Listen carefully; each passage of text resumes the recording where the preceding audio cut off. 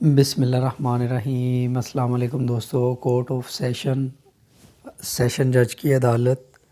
تو دوستو، صوبائی حکومت کو ایک ڈسٹرکٹ یا زائد ڈسٹرکٹس کے لیے عدالت سیشن قائم کرنی ہوتی ہے اور اس عدالت کا جج بھی مقرر کرنا ہوتا ہے۔ صوبائی حکومت ایک سے زائد علاقوں کی عدالتوں میں کام کرنے کے لیے ایڈیشنل سیشن جج یا اسسٹنٹ سیشن جج بھی مقرر کر سکتی ہے۔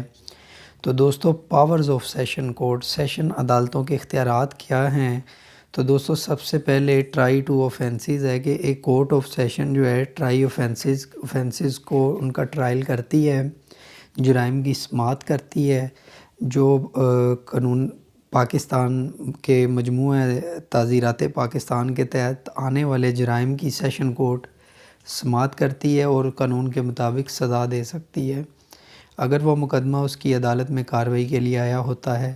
ٹو پاس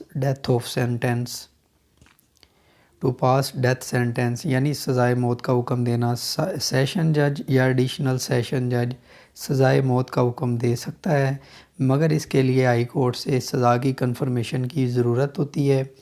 پھر دوستو، پاور ٹو اکویٹ اکیوزڈ، ملزم کو رہا کرنے کا اختیار۔ سیشن کورٹ کو اختیار حاصل ہے کہ وہ کارروائی کے کسی بھی مرحلہ پر استغاثہ ملزم کو قلم بند وجوہات کو سننے کے بعد ملزم کو بری کر سکتی ہے۔ پھر پاور آف ریویژن، نگرانی کے اختیارات۔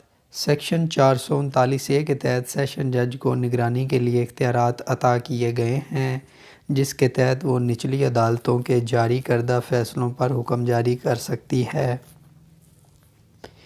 Power of habeas corpus under section 491 sub section 1A، حبس بے جا کے متعلق معاملات میں سیشن جج اور ڈسٹرکٹ ایڈیشنل جج اپنے اختیارات کو استعمال میں لا سکتے ہیں۔ پھر اس کے بعد دوستو، کورٹ آف مجسٹریٹ ہے، وہ میں آپ کے ساتھ اگلی ویڈیو میں ڈسکس کروں گا۔ امید کرتا ہوں آپ کو سیشن جج کے اختیارات کے بارے میں سمجھ آئی ہوگی۔ اگلی ویڈیو میں دوستو آپ سے ملاقات ہوگی۔ مجسٹریٹ کی جو پاورز ہیں سزا کو دینے کے لحاظ سے وہ ڈسکس کریں گے۔ تب تک کے لیے اللہ حافظ۔